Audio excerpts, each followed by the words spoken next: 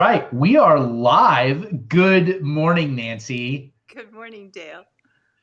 So, welcome everybody to my investigation into all things that kick ass, basically. And I'm telling you right now that the gal that I have on here right now basically set me on that path, 25 years ago or some insane timeline like that. Um, Nancy was my 4-H leader in a leadership club back in Salmon, Idaho. And what I love about Nancy and everything that you did for me, Nancy, was that basically if any of us had an idea, if any of us wanted to do something, Nancy was our biggest cheerleader in the world. Nancy was like, yes, go do it. Have fun. And then I would usually get upset with her about this time because I would say, okay, well, what do I do? And you go do stuff for me. And this is how this works, right? She's like, no, no. So this is how this works. It's your idea. Now go do it. And I used to be so angry at you. I don't know if I ever told you that, but I would be so angry. I'm like, no, this is not how this works. You're supposed to help me do this stuff, not me do it all by myself. Yet, with all that said, you taught me independence, self-discipline. You taught me and those in my crew that just run with it and take off with it. So that, man, I'm so excited that you chose to be on here with me. So real quick, who are you now? What do you do now? You're not doing 4-H leadership anymore. So what are you doing now? Well, in 2008, Tom and I went back to school and we attended BYU Idaho, and I graduated in 2011 with a teaching degree in English and theater and speech. So I began teaching, and my first year was really hard. It was very difficult. And so I guess I was kind of, I just thought I had been working with young people for my entire life, and I just thought I would walk into it. But there was a lot about teaching I didn't understand. So I began taking some professional development through Boise State, and there was a Boise State writing project that I was able to get a fellowship for, and that experience really helped me gain a new and deeper understanding of what good teaching looked like. So I began working on a master's through Boise State, and I took all of the professional development that they provided. So then the state of Idaho developed a professional development course called the Idaho Coaching Network. And it was based off the Boise State Writing Project, so I decided that I would take part in that. So I did. And by some unknown fortunate event, they asked me the next year to become a coach in the Idaho Coaching Network. So that's what I'm doing now. And I'm learning every year. I'm just learning so much about teaching. And I'm working with adults. I'm working with educators in this region, which fortunately includes Salmon and Ledor and Idaho Falls and Rexburg, and that's what I'm doing. Holy smokes. Amen. Wow. Just to give a little premise to everyone, Nancy was the cornerstone in the 4-H community back in Salmon. And the impact that Nancy had on our community, because you were the 4-H educator, correct? Is that the proper term? I was the 4-H program assistant in Lemhi County. Okay, so to give you a premise of what this amazing person built in our community. So for those outside of Idaho, John Logan and I discussed it really briefly the other day of how isolated Salmon really is. Salmon, the closest town to Salmon of any size is 57 miles away, right? And if you want to go to a McDonald's, you're driving 2.5 hours. That's the Right. isolation in this community. So, but with all that said, when it came to 4-H and specifically teen leadership, Lemhi County, Salmon, Idaho was at the top across the state. We sent more kids to any regional, national, and international program in the state for decades because, and I'm putting this all on you, Nancy, is that, and it wasn't all about you, and I understand that, but at the same time, it was I get the shakes thinking about how you infuse your enthusiasm into your world. It's crazy. Okay, so let me just share what my memories were. First of all, This is going to be bad. This is going to be bad. We're done. We're I over. remember, and you can correct me. But first of all, one of my first memories of you was that stands out is we had an ambassador training in Lemhi County, and Andy Smith came. And he conducted this training, and you were young, probably about 12, and you were terrified. The entire experience was so out of your element. I remember this incredible fear, and I remember tears. And I'm trying to remember, Dale, did you speak at that? Was that the first time? Or yes. Did you? Because I thought you did. Yes. So what happened was Andy Smith came up, and it was, an ambassador's program that he brought up to us. Right. And he was farming. That was his livelihood at the time, is he was still farming. And he refused, and you refused to leave until I gave my speech. And I can't even remember what the speech was. It had to do something about the impact, something impacting my life. I don't remember what it was. And I remember not just saying no, but hell no.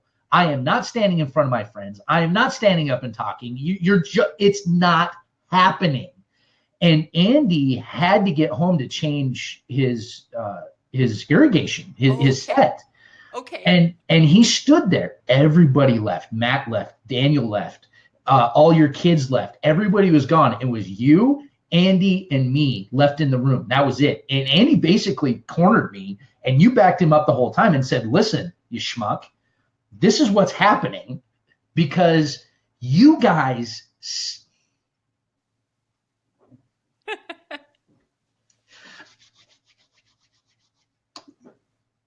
saw in me what I did not. And so I remember bawling on the stage. It was 2 chairs or whatever it was.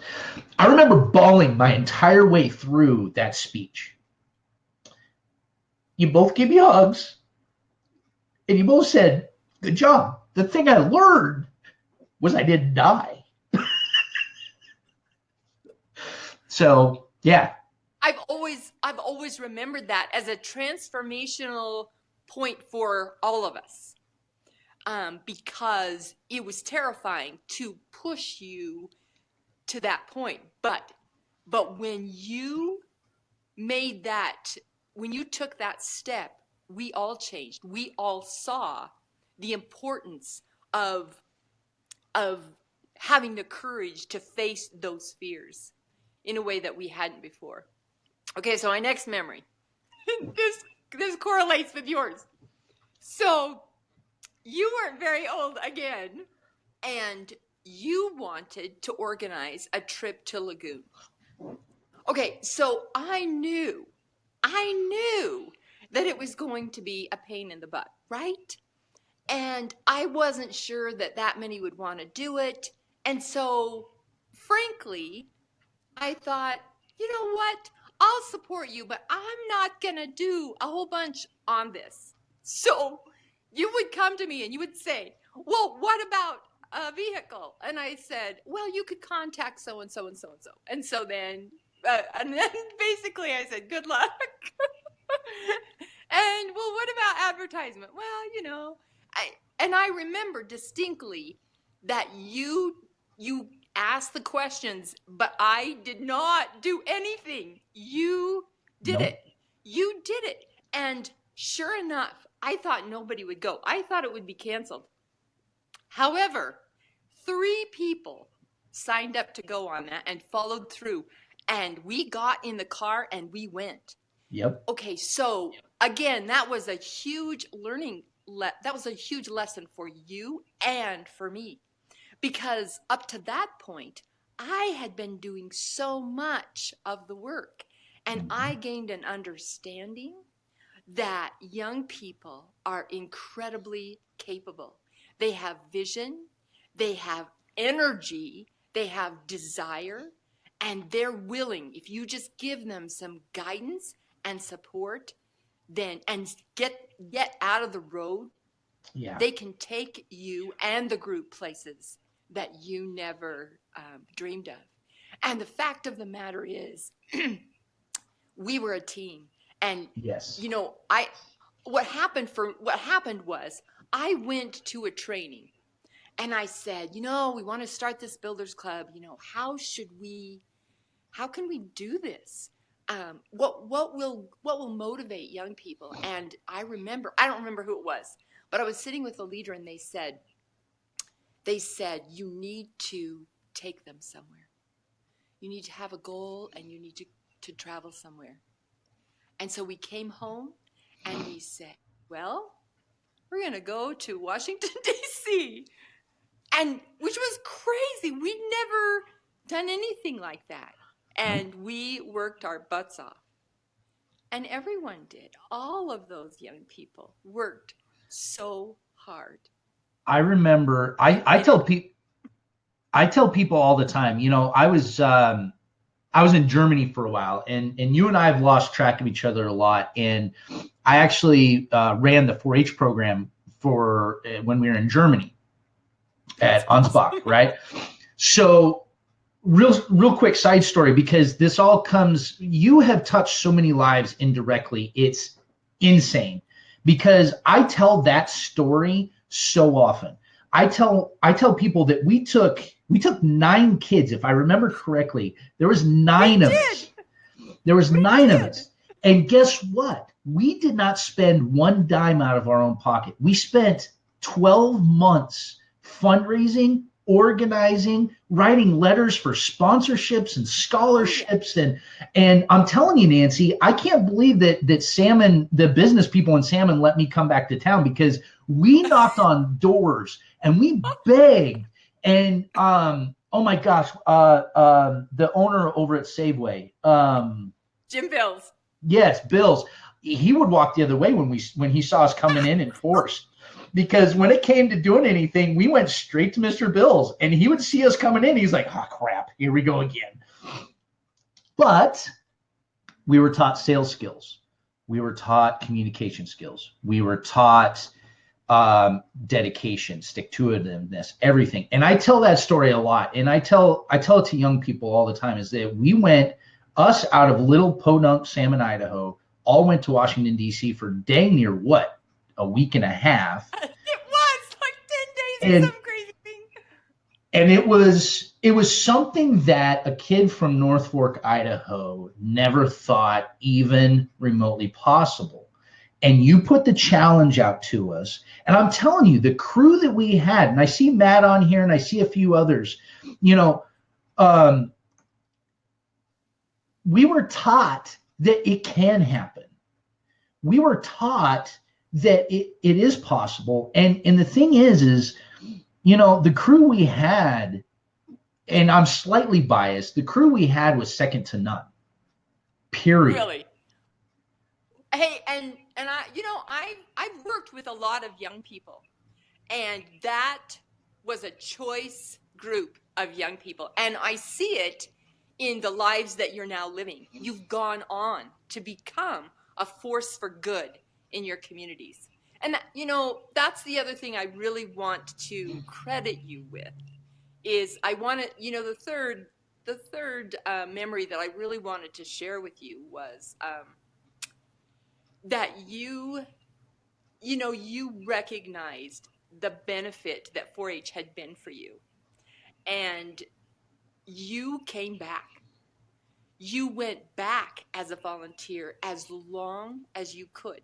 And you didn't do it out of a sense of, well, I gotta go. No, you did it because you loved it. Yeah. And you went with your full heart and your full mind, and you were present. And I've thought a lot about that. I've thought about that first class that you taught on body language. And I still remember, Dale. I still remember. I don't remember a lot of things, but all of these memories really stand out in my memory. I remember sitting in that circle and having you talk about body language. I remember your passion. I, I still find myself, even now, when I'm sitting in a meeting and I take, I check and I think, oh, I'm closed. I gotta I gotta uncross my arms, or, oh, um, oh, look at the way they're shaking my hand. Oh, that, and so I still remember those concepts that you taught. And as I analyze that, I recognize that you had a desire to learn, that you discovered something that you were passionate about, and you shared that passion in an authentic way. And then you came back year after year, and you gave and shared that passion with young people.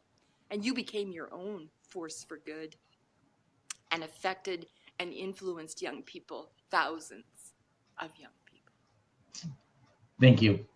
Thank you. Well, and I really appreciate that, but I can't take all the credit, because if I didn't have you, if I didn't have Andy, if I didn't have Melanie, if I didn't have, the Davidsons and the Utters and all of the leaders, the adults, the influencers, I've got a big stick here, you will go do this or else people in my life, my mom, my dad, everybody.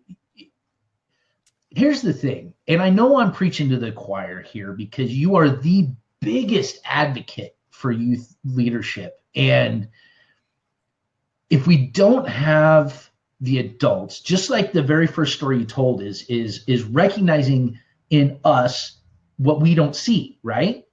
Right. If we don't have you talking to us, even as an adult, You're right. let's get away from the youth versus adult thing, just us, period. If we don't have people that are our champions, who are our cheerleaders, who are our true friends that call us on the BS that's going on in ourselves, then we can't be those things, right?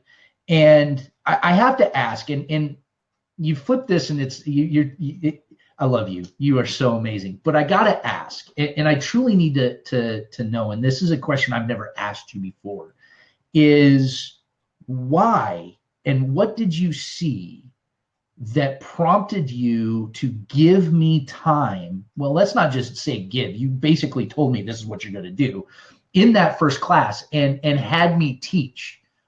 What? How did that work? Okay, so to address just a couple of your comments that have resonated with me, you're absolutely right. And we've really got to give credit to the 4-H leaders that were a part of the 4-H program, because again, Dale, I wasn't an island. First of all, I had Bob Locks, who, whatever I said, can we try this? He would say the same thing that I did to you. He'd say, yeah, go for it. You're on your own butt, but you can do whatever you want. So I did have a leadership that I worked with that allowed me to pursue dreams. And the second, I think the second, when you ask what helped me see something in you, I believe I saw something of myself in you, because, when I was young, I really needed heroes. And I had heroes in my life. Elmira Capps, have told you over and over. Okay, Dale, she did the same thing with me. I was this scrawny, at-risk kid that she took into her home, and she helped me sew, and she provided all of these opportunities for me. And then I had theater, and I had Mr. Barney, who cast me in his play and just showed me this whole world that I didn't even know existed. So I had those experiences in my life, and when you came along, I saw the same thing in you. You were searching, and you were ready to learn. You were teachable. You really had a growth mindset, and you were willing to embrace opportunities. You didn't say, "No, I'm not doing that." And you could have, right? You could have said, "Yeah, I'm out." But you didn't. You said, "Okay, well, I'll try this," which then provided so then encouraged me to say, "Oh, well, if he can do that, he can probably do this." And you did, right? Let's get Right. shovel some more on there. And you did. You did. And I think that's just such an important lesson for adults is, yeah, and I understand we live in a different world now, but in the world that we lived in, but okay, let me just tell you that I worked with a group of young people at Madison Junior High, and there was no drama program, and we kind of wanted to start a drama program. And so it was a similar thing, Dale. They just needed the opportunity. And similar thing, I started a kind of a drama club, and I said the same thing. These are some things you could do if you want to. I'll support you. And they took it. Yeah. And they went for it. And so I think that I learned, thankfully, from Bob, from the great leaders we worked with. Remember Linda Govan? Mm-hmm. Man, she was amazing. Yes. I just learned, and your mom. I loved your mom. And honestly, I was reading in my journal last night, and we could not have done it without the parent support that we had, which was incredible. Oh, and without our parents and without the volunteers, my mom, and Linda Govan, she was my next door neighbor, and the Prestwiches and the Cowers and everyone, and honestly, and we could go on and on and on and on. And one of the things that I really want to touch on is you created an environment where, even though Salmon's a small community, it's still very cliquish, especially in the high school. It's still very, very cliquish. right. And you created an environment. Well, 4-H does that in general, but more 4-H, yeah, 4-H does that in general. But then there was this microcosm, and the more I look back, the more I realize this is that in that ratty little room where we had our 4-H meetings, there was a microcosm in there where whoever walked in that door, did not matter what their bend on life was. It did not matter what clique they came from or what family they were from or whatever. As soon as they walked in that door, we were all on the same page. And for me, walking in as an 8th grader, coming from the private school system and not having the best social skills in the world, and having, like you mentioned already, this palpable fear, walking into that room was the first time over in the courthouse where the extension office was originally. Walking into that tiny little room and mom pushing me in the door and saying, "Here's your leadership club." And I was like, "The hell it is. I don't want to be here. These are a bunch of kids I don't know, and it's scary as hell." And you walked over, gave me a big hug, and said, "Thank you, Dale, for being here. Sit down. We're getting going." And everybody was on the same page. And I'll be honest with you, I see Matt's on here and a few others, and I still keep in contact with Michelle Jakovac and quite a few others of our crew at the time. And I look at it, I'm like, I was not the popular kid. I was not the good looking kid. I wasn't a kid that came from money. I wasn't a kid that fit in any of those stereotypes. And yet when I finally made it to high school, and because of our builders club, I was able to walk and talk to almost every clique in that school, and it was okay. And that was the environment you created, along with We everyone else, of create. course. Of course. But walking into that room, it was already established that nobody's above anybody. We're all on the same page. And if you want something, you're going to work your tail off to get it. Period. Because we had nothing. We had no money. The community had no money. None of us had money. If we wanted to go do something, go, Matt, Ferguson, Fergie. I still to this day remember him coming up to the club and saying, okay, I got an awesome idea for a fundraiser.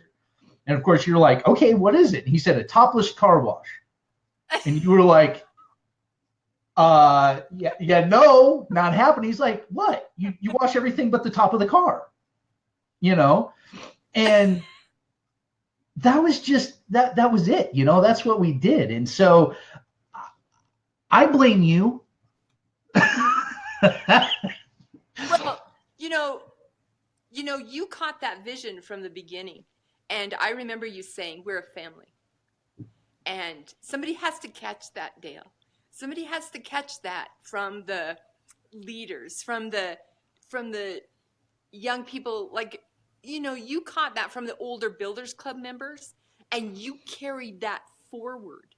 And you did reach out to everyone who came. And because there were members like you, young people like you, that were willing to reach out of the clique or the comfort place and welcome others. That's the kind of environment, the young people created. And it was fun. It It was was. so fun. Oh my goodness. Yeah. It was a lot of fun. And I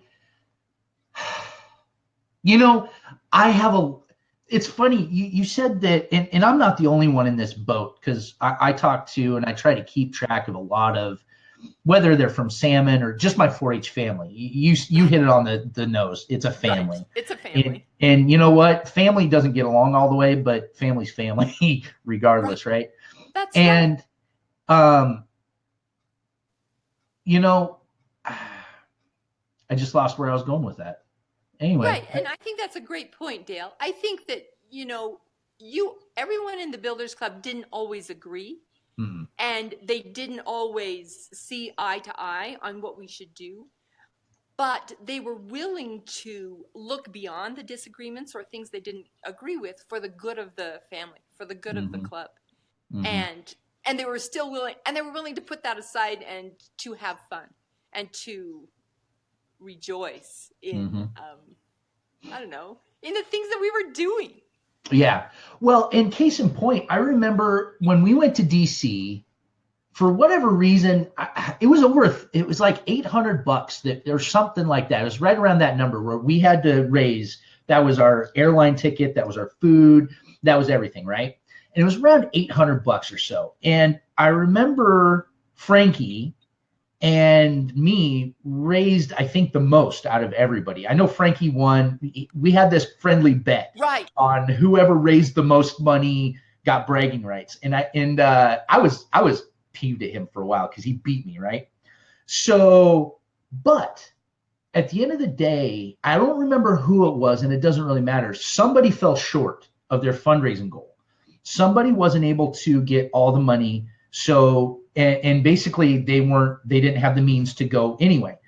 So Frankie and I threw in our extra, kicked it in, and he more than I did because I didn't have that much extra. I remember he threw in quite a bit. So then that way the kid can go.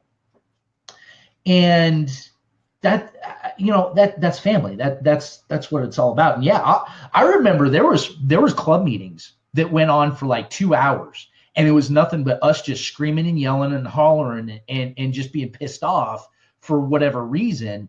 And you have the patience of a rock. I love it because you would just sit there and you would let us just get it all out. And then you would be like, all right, sit down, shut up. This is how we're going to be. Stop. Now, this is what needs to be done. And it was awesome. It was amazing.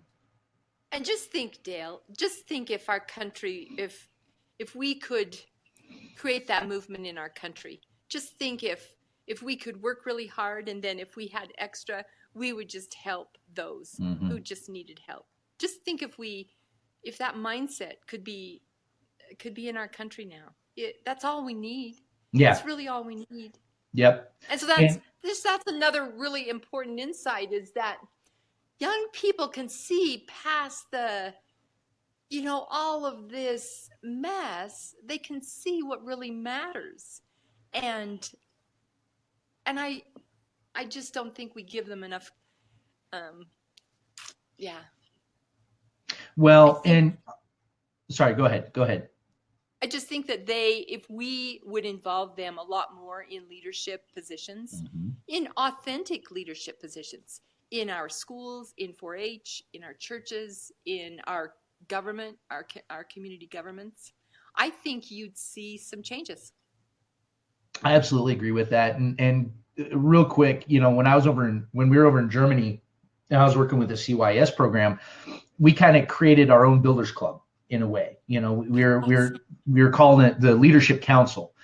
And at first the kids were just freaked out about it. And they really, these kids hadn't been really pushed and they really hadn't been asked a lot of. And, we got in, we said, okay, what do you want to do? And the other thing that I really respect about you, and this is something that I've tried to pass it forward, is that even though it hurt you to the core, you were willing to let us fail.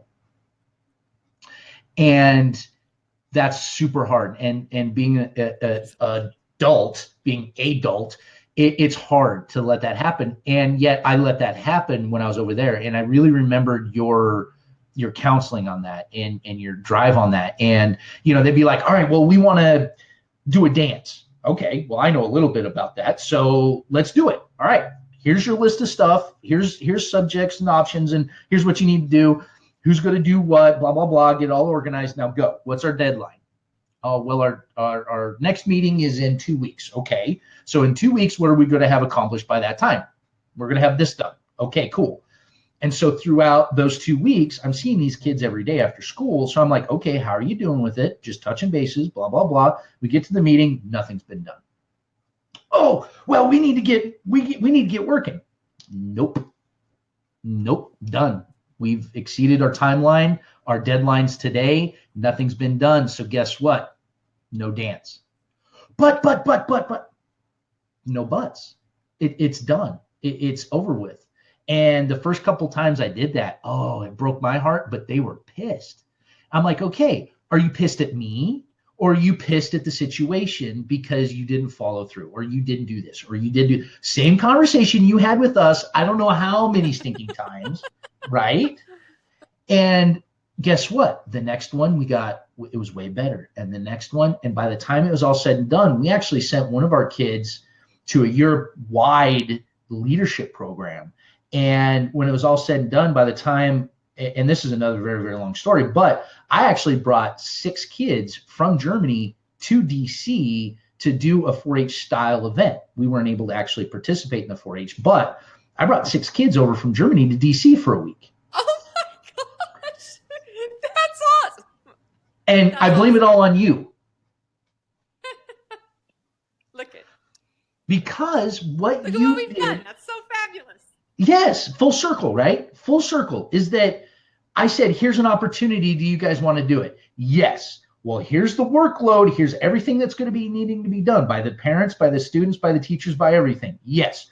Awesome. We started off with a list of 15. We ended up taking 6. That's fantastic. Wow. So with all that said, Nancy, I'm sure you have better things to do than to, hang out here with me all day. I would, don't get me wrong, I would hang out with you all day long. Can we do this again? I would love to. I just want you to know how much I've enjoyed the opportunity to connect. I loved watching John the other day and just remembering. So I'm just really I'm really excited that you're doing this, and I'll be eager to watch and support you.